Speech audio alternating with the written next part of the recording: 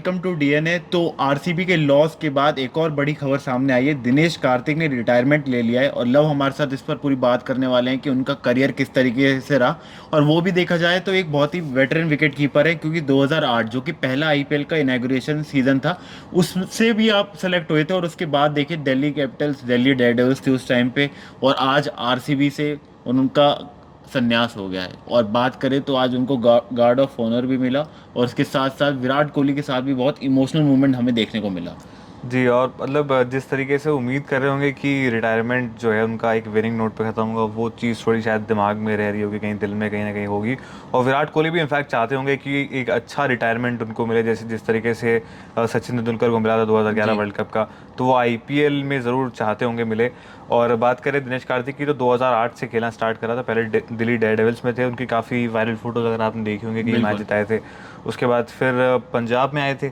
2011 में पंजाब में आए थे। उससे पहले अगर हम आपको शुरुआत में बता दें तो इनॉग्रल सीजन की अगर हम बात कर रहे हैं तो उस टाइम पर बहुत ही ज़्यादा उनका इतना नाम नहीं था, क्योंकि हाँ, पूरा टाइम लाइमलाइट अगर हम देखें विकेट कीपर में तो एमएस धोनी को मिल गई थी। वो इंडिया में भी एक्चुअली मतलब जब इंटरनेशनल क्रिकेट की बात होगी तब जी। भी वहाँ पे भी धोनी को मिला था। और ये चीज़ उन्होंने खुद भी एक्सेप्ट करी है कि अगर मेरा आप देखेंगे कि मुझे इस चीज़ का कोई मलाल नहीं है, क्योंकि मेरे को धोनी की वजह से साइडलाइन किया है, क्योंकि धोनी वो डिजर्व करते थे। तो वो जी। चीज़ उन्होंने भी अपने इंटरव्यू में बोली है।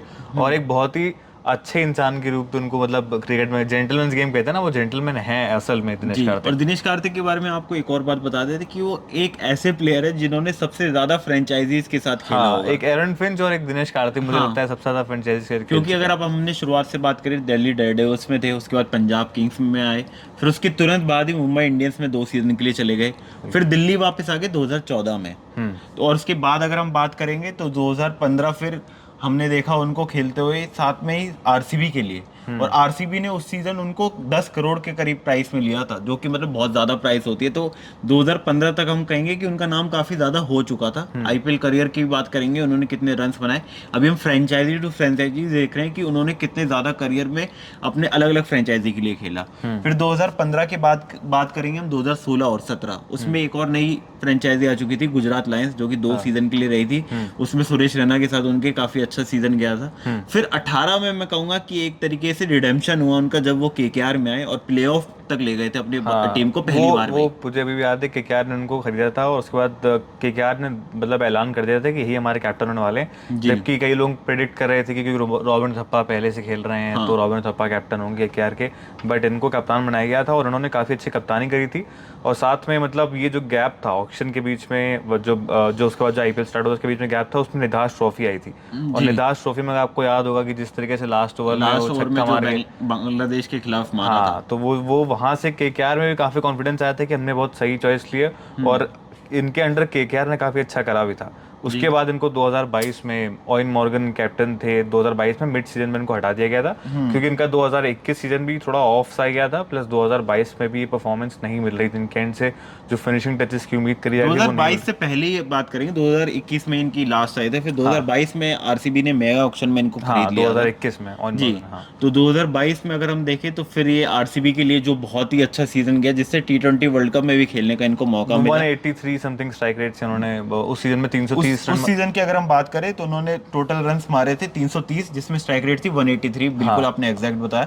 तो उस तरीके के परफॉर्मेंस से इंडियन टीम को भी लगा कि हमारे को एक ऐसा फिनिशर मिल चुका है जो गेम्स इंडियन टीम के लिए खत्म कर सकता है। लेकिन पूरा अगर हम टी20 वर्ल्ड कप बात करेंगे तो वो उस तरीके से चला नहीं। ये फिर वाला दो। सीजन भी वैसे उनका ऐसे ही जा रहा था कि वर्ल्ड कप सीजन होता है। दिनेश कार्तिक के बारे में काफी बात भी हुई थी कि जब वर्ल्ड कप ईयर होता है तो दिनेश कार्तिक एक अलग ही फॉर्म में नजर आते हैं। जी। तो उसी तरीके की बात रही इस सीज़न की भी। और 2023 की अगर हम बात करेंगे तो हमने देखा कि उनके 140 रन ही आए थे, तो लग रहा था कि आरसीबी के लिए 2023 वाला भी आखिरी सीज़न हो सकता है। लेकिन इस सीज़न में कहूँगा कि उनकी एक बहुत ही ज़्यादा इंपॉर्टेंट पारी आई थी, जो कि एसआरएच के खिलाफ थी, जब 283 रन मारे थे। और हाँ 250 रन बनाने में, जो कि आप लास्ट में हम देखेंगे कि नेट रन रेट में जो काम आया वो वही रन आए, हाँ, कि राइट। बहुत ज़्यादा मैचेस बड़े रन अंतर से नहीं हारी। और वो 83 रन की पारी, बिल्कुल मैं कहूँगा कि उसमें फ्लॉलेस पारी थी, बहुत ही ज्यादा इम्पैक्टफुल थी, और ऐसा भी हो सकता था कि वो गेम जिता भी सकते थे, लास्ट में आउट हो गए थे। तो दिनेश कार्तिक का जो ये पूरा करियर रहा है, इसमें हमने फ्रेंचाइजी देखे तो लगभग 7 से 8 फ्रेंचाइजी रही हैं, और 2-3 अगर हम फ्रेंचाइजियों के लिए जो हम उनको याद करेंगे तो वो दिल्ली डेयरडेविल्स जो शुरुआत में उन्होंने परफॉर्म किया, फिर केकेआर, और बीच में मैं गुजरात लायंस का भी कहूंगा कि उसमें परफॉर्मेंस और उनकी नहीं KKR रही, और लास्ट में आरसीबी। हाँ, और केकेआर में आने से पहले आपको छोटी सी बात बताऊंगा। अभिषेक नायर जो अभी करंटली केकेआर में है, ये काफ़ी अच्छे दोस्त हैं इनके, और रोहित शर्मा को भी अभिषेक नायर ने ट्रेन कराया जब रोहित शर्मा प्रॉब्लम में चल रहे थे। उसके बाद फिर दिनेश कार्तिक की भी लाइफ में थोड़े ऐसे लो पॉइंट्स आए थे जहाँ पे दिनेश कार्तिक को बहुत ज़रूरत थी, तो वहाँ पे अभिषेक नायर ने काफ़ी सपोर्ट करा।